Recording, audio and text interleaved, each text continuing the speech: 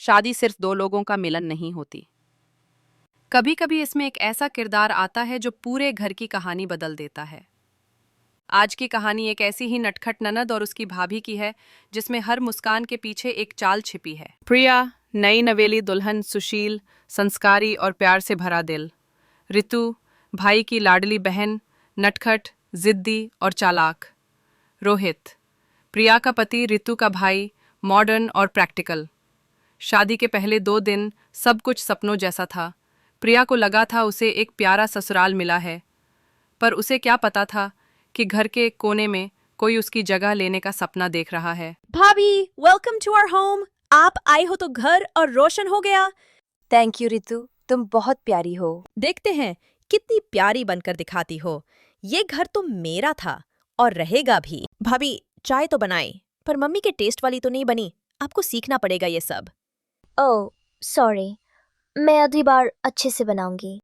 सीखना तो पड़ेगा भाभी, इस घर में सब बेटी पसंद से होता है। ऋतु हर छोटी बात में प्रिया की कमी निकालती थी, पर सामने सबके वो एक मासूम बहन बनी रहती।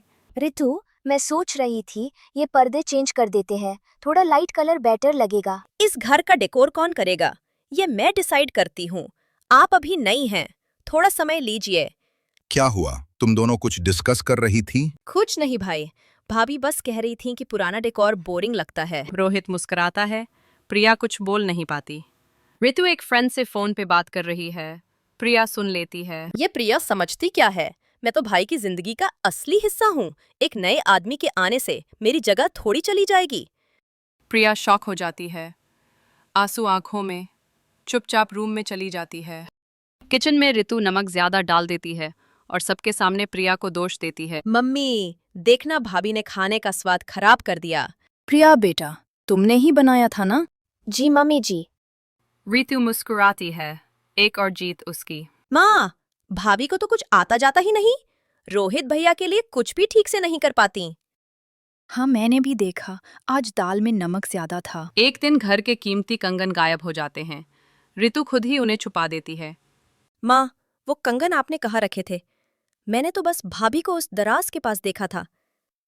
प्रिया, मेरे मायके के गहनों पर नजर डालोगी? अभी तो आई हो। मैंने कुछ नहीं किया मां जी, सच में।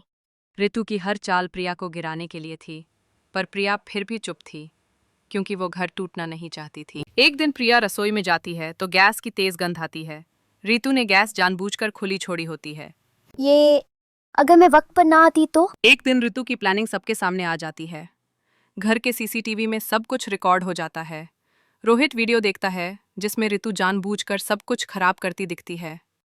रीतु, रीतु, रीतु, तुमने ये सब क्यों किया? प्रिया ने तुम्हारा क्या बिगाड़ा था? आपको भाभी ने भड़काया है ना? मुझे पता है, भाभी है ही वैसी। चुप करो तुम।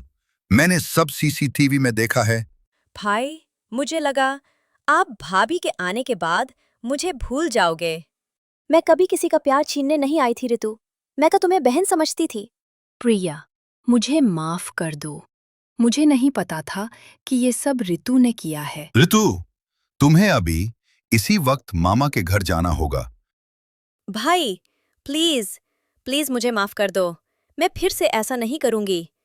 मैंने कहा, जाओ यहाँ से। ऋतु घर छोड़कर चली जाती है और पीछे छोड़ जाती है अपने किए हुए गुनाहों की गूंज और एक टूटा हुआ रिश्ता। 6 महीने बाद दरवाजा खुलता है। ऋतु घर में दाखिल होती है, सूटकेस के साथ। ऋतु, तुम अचानक? माँ, मैंने अपनी गलती मान ली है। अब मैं बदल गई हूँ, माफ कर दीजिए। क्या सच में बदली हो या कोई और चेहरा लेकर आई हो? ऋतु ने भले ही मीठे शब्दों का नकाब पहन लिया हो, पर उसके दिल में अब भी जहर बाकी था। भाभी, आज खाना मैं बनाती हूँ, आप थोड़ा आराम कर लीजिए ना। ठीक है, अगर तुम्हें करना है तो। ऋतु चुपचाप किचन में जाती है और प्रिया के खाने में हल्की एलर्जी वाली चीज मिला देती है। प्रिया को रात में चक्कर आते हैं, पूरा घर घबरा जाता है। डॉक्टर आता है। इन्हें किसी चीज से एलर्जी हुई है, खाना चेक करिए। ये वही खाना था जो ऋतु ने बनाया था, पर किसी ने शक नहीं किया। इस बार ऋतु ने चाल बड़ी सफाई से चली थी। भाई, आप लोग कहाँ जा रहे हो? हम बीच पर जा रहे हैं। भाई, मैं भी आऊं? हाँ चलो। भाभी, मैं आगे बैठूंगी। मैं हमेशा आगे ही बैठती हूँ। मैं भाई की लाडली हूँ ना, तो भाई मुझे कभी पीछे नहीं बैठने देते हैं। अरे पर अब तो भाई की शादी हो गई है, अब तुम पीछे बैठो ना। प्रिया बैठने दो उसे, वो छोटी है। रितु मन ही मन मुस्कुराती है। उसका प्लान सफल हो जाता है। प्रिया अपनी सास के लिए एक नई बैग लेकर आती है। माँ, ये कैसी बैग ले आई आप? ऐसी बैग पहनोगी? रितु, ये मैं लेकर आई हूँ। भाभी, माँ को ऐसी बैग पसंद नहीं है। आप लाने से पहले एक बार पूछ तो लेते। अरे रितु, अच्छी तो है बैग, मुझे तो पसंद आई। रितु को गुस्सा आता है। उसे लगता है कि उसकी जगह फिर से प्रिया ले रही है। मम्मी जी, ये लीजिए आपकी दवाइयाँ। रुको भाई, ये क्या? आपने किससे पूछकर माँ को दवा दी? ये माँ की दवा नहीं है। अरे, हम आज ही डॉक्टर के पास से आए हैं। मम्मी जी की दवाइयाँ अब बदल चुकी हैं। रितु, तुम भी ना ऐसे ही भड़क जाती हो। तुम खुद तो मेरे साथ गई नहीं, अब प्रिया गई तो उसे भी बोलने लगी हो। रितु नकली दवाइयाँ रख देती है। मम्मी जी, आपकी दवाइयाँ। हाँ बेटा, दो। दवा लेने के बाद सास को चक्कर आ जाते हैं और वो जमीन पर गिर जाती हैं। मम्मी जी, क्या हुआ? भाभी, ये आपने क्या किया? माँ को आपने क्या खिला दिया? मैंने कुछ नहीं किया रितु। हेलो भाई, भाभी ने माँ को कुछ खिला दी है। माँ बेहोश हो गई है। मैं अभी आता हूँ। इन्हें गलत दवा दी गई है, इसीलिए इन्हें चक्कर आ गए। प्रिया, माँ को दवा तो तुम ही देती हो ना? हाँ, पर मैंने बराबर गोलियां दी थी। भाभी, मैंने आपके साथ गलत किया, उसका बदला मेरी माँ से लोगी। छी भैया। रोहित, सुनो। अभी इस कमरे से बाहर जाओ, हम बाद में बात करेंगे। पर रोहित, मैं कहा बाहर निकलो तो निकलो। रितु की साजिश काम कर जाती है। मम्मी जी, सच में मैंने कुछ नहीं किया। हाँ, इसलिए मेरी ये हालत हुई है। प्रिया वहां से चली जाती है। अब घर में कोई भी उससे बात नहीं करता। एक दिन रितु अपनी दोस्त से कॉल पर बात कर रही होती है। मेरा प्लान सफल हो गया। किसी को पता भी नहीं चला कि माँ की दवा मैंने बदली थी। अब सब भाभी के ऊपर आ गया है। भाभी को इस घर से जाना ही होगा। मेरी जगह कोई नहीं ले सकता। उसी वक्त रोहित ये सब सुन लेता है। रितु, तुझे शर्म नहीं आई ये सब करते हुए? मैंने क्या किया भैया? तूने ही माँ की दवा बदली थी। नहीं भैया, मैंने ऐसा कुछ नहीं किया। आपको भाभी ने मेरे खिलाफ भड़काया है ना? भाभी है ही ऐसी। चुप करो तुम, मैंने सब कुछ अपने कानों से सुना है। क्या हुआ बेटा? माँ, रितु ने ही आपकी दवा बदली थी। रितु, तुझे शर्म नहीं आई? मैं तेरी माँ हूँ और तू मेरे साथ ऐसा कर सकती है? मैंने जो कुछ भी किया बराबर किया। आप दिन भर सिर्फ प्रिया प्रिया करती रहती हो।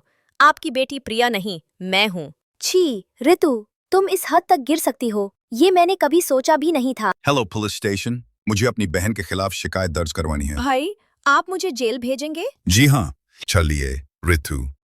माँ, मुझे बचाओ। माँ, ये सब भाभी ने ही किया है, मैंने कुछ नहीं किया। ये सब भाभी की ही चाल थी। पुलिस रितु को ले जाती है। अब रोहित और प्रिया शांति से घर में रहते हैं। और हाँ बच्चों, अगर आपको प्रिया और रितु की कहानी पसंद आई हो तो जल्दी से करो ये 3 जादुई काम। एक बड़ा सा लाइक, मम्मी पापा और दोस्तों को शेयर और सब्सक्राइब बटन को टैप कर दो ताकि अगली कहानी मिस ना हो जाए। हर हफ्ते मिलेंगी आपको नई नई मज़ेदार, सीख देने वाली और दिल छू लेने वाली